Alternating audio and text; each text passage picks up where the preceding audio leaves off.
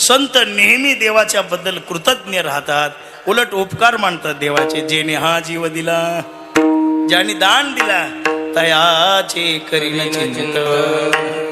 जगत जीवन नारायण, गायीन गुण तयाचे. नित्याचं अखंड भजन करीन, सातत्यानं प्रभू प्रेमामध्ये राहील. पण सततम कीर्तयंतो माम, त्यांचं एकच असतं, सतत कृष्ण मूर्ती सावळी. सतत कृष्ण मूर्ती सावळी. विको वाढू नका.